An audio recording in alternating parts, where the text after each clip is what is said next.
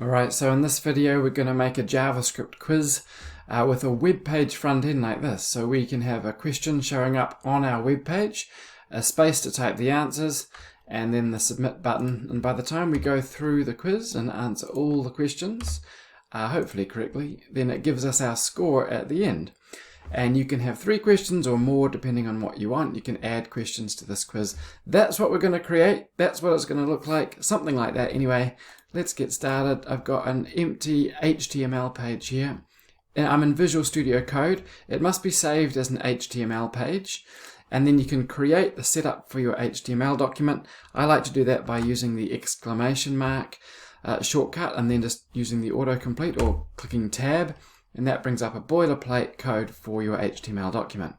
So diving into the body section of my HTML, that's where I write the actual HTML itself.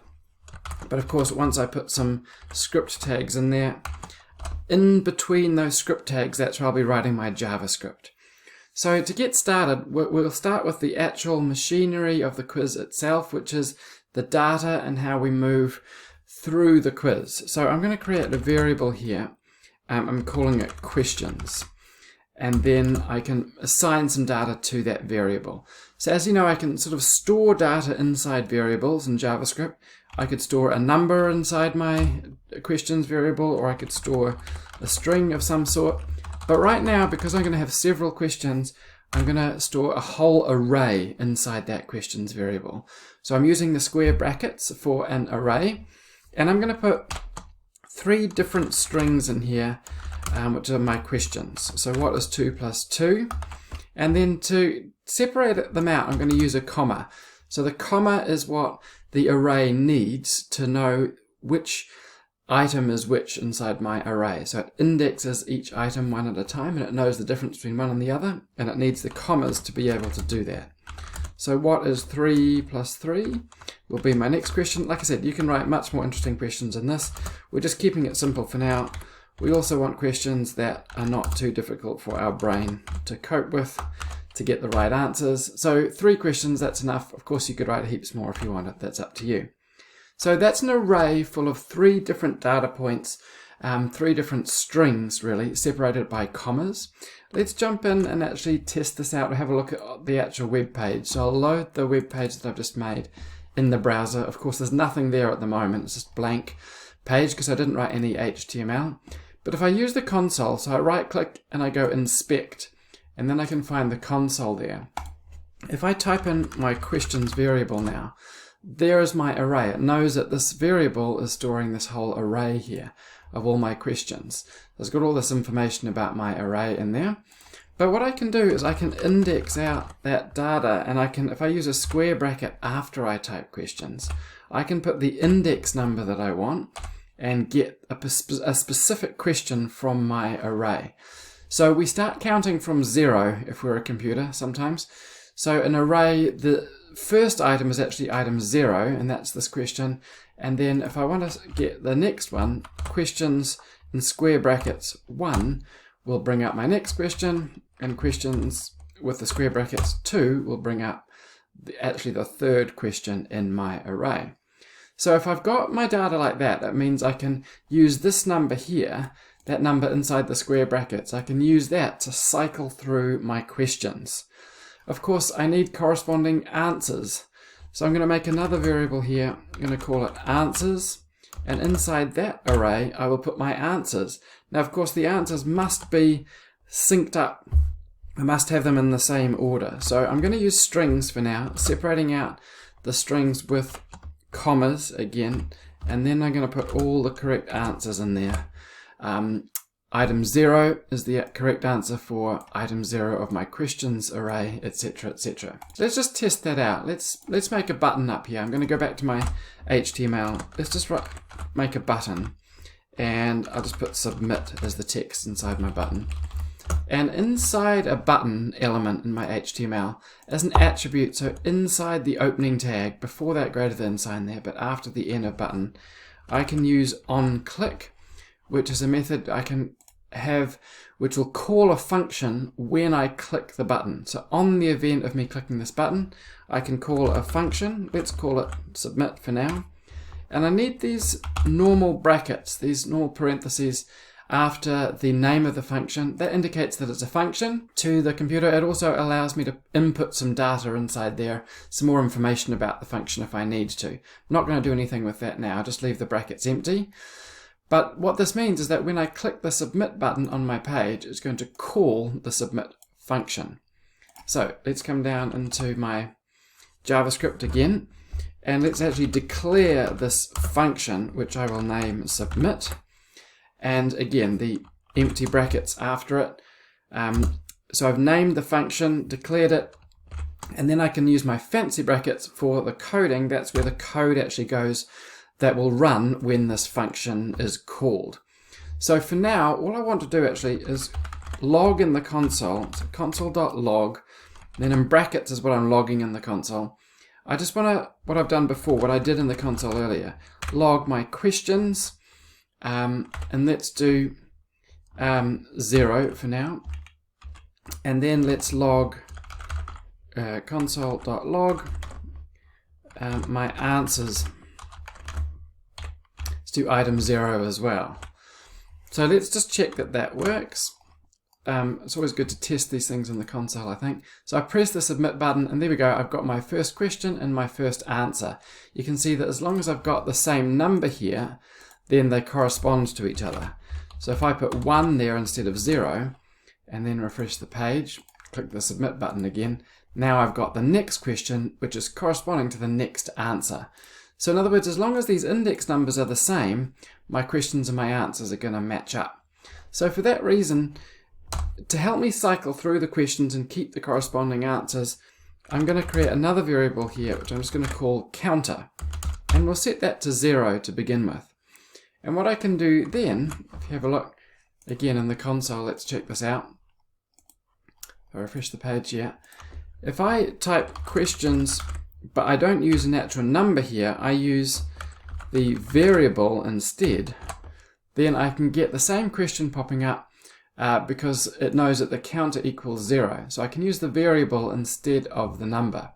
But what that means is it allows me to actually, in my function here, when I click the submit button, what I can do is I can add 1 to my counter variable each time. And so instead of actually putting a number in here, let's log in the console my questions data, but instead of a number, let's just say I want whatever that counter variable is set to be the number of the index that I'm pulling from my array, whether it's the questions or the answers array. And I'm going to log both of those in the console. So let's check that out. If I were to now click the submit button, I get what is 2 plus 2 with its corresponding answer 4. If I click submit again, now I get the next question with the next corresponding answer, and then the same again. If I keep going, it says undefined because it runs out of questions and answers. But basically, that's the machinery, like I say, that keeps the quiz rolling, or that allows the data to be correct in my quiz underneath my actual web page. So with that set up, let's actually write this to make it a bit more usable for the user, not having to go into the console the whole time. So what I'll do is I'll get rid of these console.logs, and instead of showing the questions in the console, I'm going to come up to my HTML here, and I'm going to write an H1, I'll get an H1 heading, and I'm just going to leave it empty. But what I'll do is inside my HTML opening tag here for the H1, I'm going to give it a name. I'm going to give this H1 an ID or a name, and I'm going to call this, let's call it question space. Now, if I want to do something to this element from my HTML in my JavaScript or using JavaScript, I need to create a variable that represents this element from my HTML. So I'm going to create a variable. I'm actually going to give it the same name. I don't have to, but I just prefer to keep things simple by giving it the exact same name as the ID here. And inside that variable, instead of storing a string or a number or an array, I'm going to store this whole element from my HTML. So inside there, I'm going to say, well, it's in my document. It's in my HTML document. And I'm going to use a method in JavaScript called getElementById. So grabbing this element by its ID, in brackets, I'm going to name what that ID is. It's a string called question space. And now I've got this element inside this variable in my JavaScript. So what that means is that I can, let's come down here, I can say question space, I can just name the variable, and then I can use it. I can put methods onto it. Actually, let me show you what I mean in the console, because it's fun in the console. So I can say question space and use a method like .innerHTML. .innerHTML equals, and then I can put a string and I can say whatever I want. I can say hi there, and then hi there shows up in my HTML, in my web page. So I can change that to something different. So my JavaScript can actually change what is happening on my web page. So putting that into the code, question space .innerHTML, instead of hi there, I'm going to put what I had before, which is my questions data, and then in square brackets, the counter of whatever question I'm up to. So right now that's 0. So when I refresh the page, the question shows up in my web page, which is great.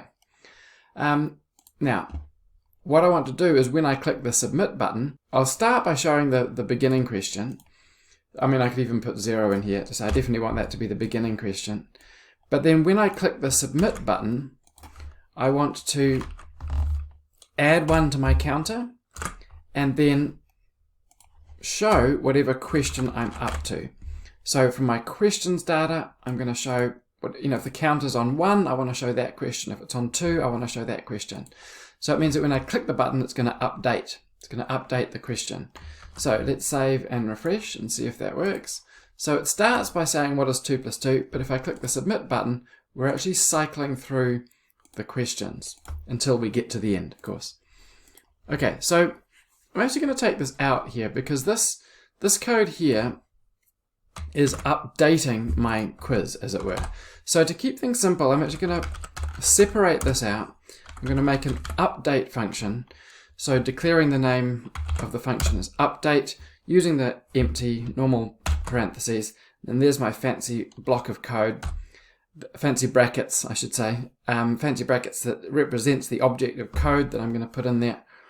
And then let's put that code that I had in before. So I'm updating the counter and I'm putting back in my web page the new question now that I've updated the counter. So the counter is on to the next one, and so I'm telling the computer to show the next question. So I'm putting that into my update function. Okay, so what I can do when I click the submit button, I'm going to call the update function. I'm going to put some other code in here as well, but I can call this update function when I click the submit button. You'll see why I'm doing it like this in a second, but I think it's quite useful to separate out the updating part of my quiz compared to the submit part, because in a moment we'll look at the submit button actually checking to see whether the user is correct in their answer. But then after that we want to update the quiz as well. So let's just check that that works still by separating this out into a different function. Let's check that. So what is 2 plus 2? I press submit, and yes, it's then calling the update function and updating my quiz. Perfect. But like I said before, in here the first thing I actually want to do is check whether the user's answer is correct. Now on my page at the moment, there's no space for the user to write an answer. So let's put that in. Coming back to my HTML up here, we need an input box. So input, and that will actually allow the user to type something in. That's the input element there from my HTML. But for us to do something with this input field, I need to give it an ID. So let's just call it user input for now. And then again, I need this element as a variable inside my JavaScript. So I'm going to copy this whole code here because it's exactly the same thing that I'm doing. I'm creating a variable. This time, let's call it user input.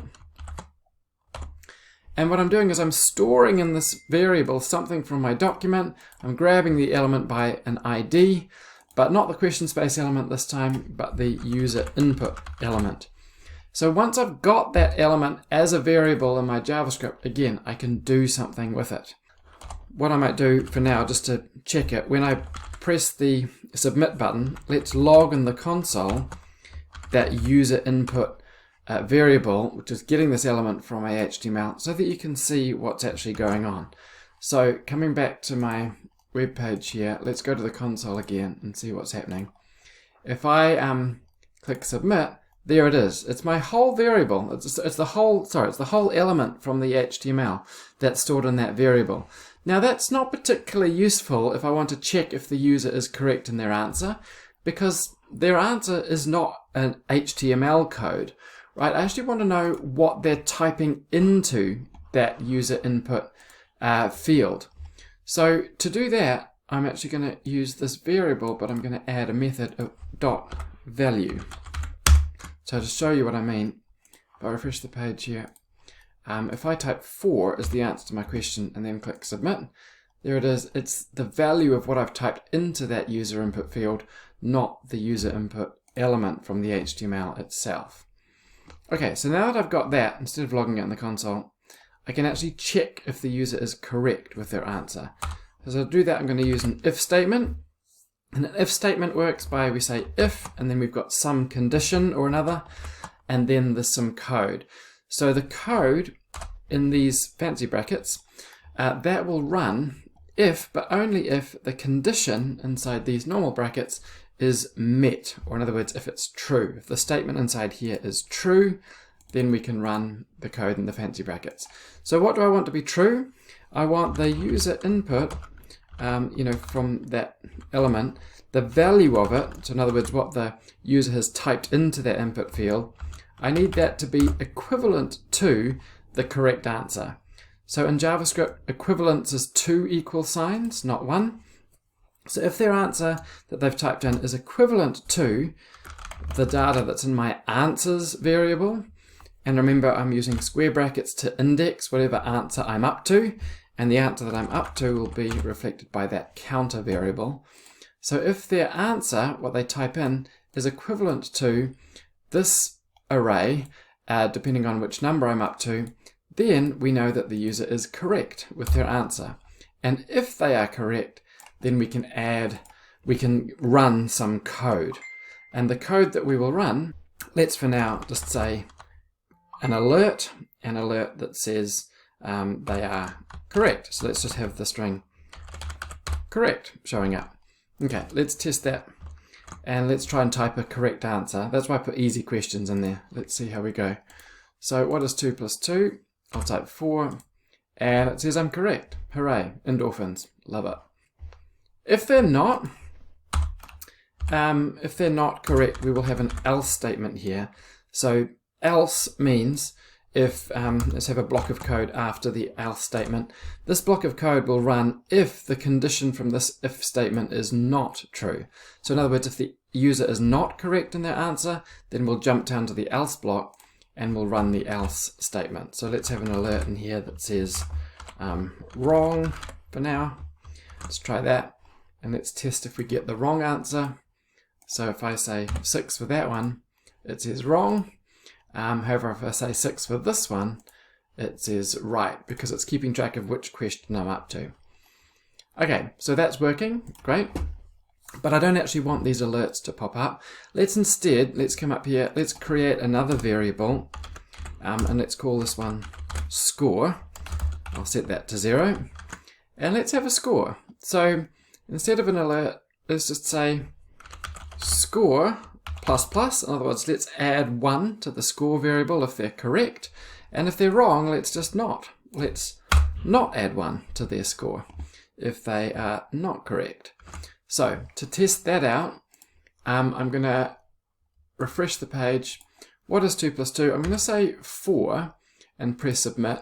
So if I come into my console now and type score, it equals 1. So yes, it's added 1 to my score variable. Awesome.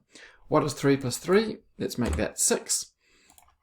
And now if I check my score, yeah, that's up to 2. So it's adding 1 to my score if I'm correct. And let's get this one wrong on purpose. Let's just write something random in here and click submit. And if I check my score again, it's still 2. So it hasn't added 1 to my score if I'm wrong. Perfect. Okay, you see I've got this update. I'm calling the update function. Whether I'm right or wrong, let's bring this up. So if I am correct in my question, I want to add 1 to my score and then call the update function to update my quiz. And if I'm not correct, then I still want to use the update function. I still want to call this update function and update my quiz by adding 1 to the counter and then showing the new question. I still want that to happen, but the difference is that if I'm not correct in my answer, I will just update the quiz, but I won't add 1 to my score. Whereas if I am correct, I'll do both. I'll add 1 to the score and then I'll update the quiz. Okay, great. So let's just tidy this up. The only thing about this that I think I'd like to improve, let's just have a look. If I come to the end here, if I type my answer, the answer that I have in here sticks around in that input field, and I don't really want that. So I'm just going to add some code to my update function, as well as showing the new question. I'm going to come to that user input field, and remember what's inside that user input field is identified with .value. I want to change that to being an empty string. So in other words, let's get rid of whatever was in my input field. So now let's see if that improves things a little bit. Okay, what is 2 plus 2? It's 4. And there we go, it goes. So it's a bit cleaner. It means that I don't have to select and delete my answers each time. So that's just a little improvement. Okay, great. Now the main problem I have now though, is that when I get to the end of the quiz and press submit, it says undefined. So that's not particularly pretty. But also, I want to know what my score is. I want to know how well I did. So let's come to my update function again, and let's add a little bit more of code in here. So instead of just automatically updating the quiz when I click the submit button, whether I'm right or wrong, I'm going to update it. But before I do the update, because it's adding 1 to the counter and showing the new question. Now if I've run out of questions, it's going to say undefined, and that's what's causing the problem. But instead of doing that to begin with, I need to ask the question first, am I at the end yet? So I'm going to do another if statement, if and then some condition with a block of code. But this condition that I'm testing for before I run the code is going to be, am I at the end yet? And if the answer is yes, then I'm going to tell the user their score and finish the quiz. Okay, if it's not at the end, then I'll come down and run the rest of this. Okay, so how do I tell if I'm at the end? Well, I'm at the end when my counter is at the last question. That's how I know I'm at the end. So right now I could say if counter is equivalent to 2, because remembering I'm counting starting from 0, so 0, 1, 2. If my counter is at 2, that means I'm at the end. So if I'm at the end, then I will run this block of code. Let's have an alert that says your score is, followed by, let's use the plus symbol to add some data to what goes in that alert. So I finished the string, and now let's add the score variable, which will tell them their score. So let's see if that works. So I refresh the page. I type in my answers, 4, 6, and 8. And then the next time I press the submit button, it actually tells me my score, which is 3 out of 3. Awesome. However, I don't really want that to show up as an alert, because that's a little bit annoying. So let's do what I've done before. Let's come up to my HTML here, and I'm going to create, this time let's make it an H2, slightly smaller for the score. And we'll keep the H2 empty. I'll give it an ID. Let's call this one score space. And again, I need a variable that I can manipulate in my JavaScript that grabs this element from my HTML. So same code as we had before. Let's grab this one. I'm going to copy it and paste it. But instead of question space, I'm going to call it score space, my variable. And that's going to be grabbing the element by the ID, not question space, but this time score space. And that means I can manipulate this element from my HTML and do things with it. So instead of the alert, what I will do is type my score space variable, score space equals, and then, sorry, score space, I should say dot inner HTML. So the inside of the HTML is going to be your score is plus their score. So let's check that out and see if that's working okay. So what is 2 plus 2? We'll answer the questions 4, 6, and 8. And by the end of that, instead of popping up with an alert, it says your score is 3. Perfect. However, I'm still getting this undefined. Why am I getting that? I thought I was trying to avoid that with this code. Well, I am, but the problem is I've got this if statement, and then I'm just jumping down to do this code anyway. But I actually don't want to do this code if this is not, unless this is not correct. So if it's true that I'm at the end of the quiz, then I want to run this and that's all. But I'll run this code if I'm not at the end of the quiz. In other words, if this statement is not true. So I can fix that just by putting an else statement. So else, and then a block of code. So all of this code here is going to go inside my else statement. So in here, what that means is that I'm only going to update my quiz if I'm not at the end. If I am at the end, then I will not move on and update the quiz. Instead, I will just tell the user what their score is. Okay, problem is, it might not always be 2. But if I add more questions, then this is not going to be accurate. It's going to need to be updated. So let's make this program a little bit more flexible by, instead of putting a hard-coded number in there, let's use the questions array and use the .length method to indicate the length of my questions array. Problem is, questions array, if I say .length, it's going to come up with 3. I'll show you what I mean in my favorite, the console. Questions .length is 3, not 2, because I start counting from 1 when I'm counting the length for some reason. A little inconsistency there. So I need this number to be 2. So let's put in brackets questions.length, which is the total number of items in my array, but minus 1 to give me the number that will be the index of whatever my counter will be at when I'm at the end of the quiz, if that makes sense.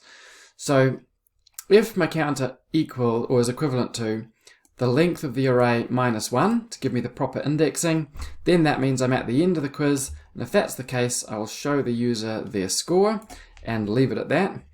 However, if I'm not at the end, then I will update the quiz by adding 1 to my counter variable and showing them the new question and clearing my input field. Okay, great. So let's see if that's working. 2 plus 2 is 4. We got 6. We've got one more test here. 8. And then your score is 3, but it's not changing to the next question. So I'm not getting that ugly undefined showing up. Okay, great. Looking good. So let's just tidy things up and get it looking a little bit better. I would like a break personally after this user input field. In fact, let's have a couple to move the button down onto the next line. And let's do some basic styling just to tidy it up. So inside the head of my document, I'm putting some style tags, and that's where I can write some CSS. Yeah. So the body of my document, I'm just going to style the body. I won't style anything else. So I'm naming what I want to style and then using fancy brackets, which is where the code goes for my styling. And I'm just going to use text align center to center everything. Let's give it a background color of my favorite, dark slate gray, and then a color of, one day I'll choose different colors, but just to get, style it however you want. But that's what I'm doing. We'll save it, and then if we refresh, then we get back to what we looked like at the beginning. Slightly tidier, somewhat styled quiz. What is 2 plus 2? 4. 3 plus 3 is 6. And 4 plus 4 is 8. And then we get our score. So that's a base, that's a starting point for a quiz that you might want to develop. It's about as simple as I could get it as a sort of base introduction to JavaScript and writing a quiz. You could do all sorts of more fancy things than that. You could consolidate this data into one variable. You could have a percentage instead of a score. You could make some choices, multi-choice. There's lots of things that you can do with the quiz, but that's a starting point. The simplest code I could get as a starting point. So take that as a base. In the link in the description, there is a link to this actual code if you want the actual code from the GitHub. Otherwise, have fun developing and creating and using this as a starting point to create your own JavaScript quiz. Good luck.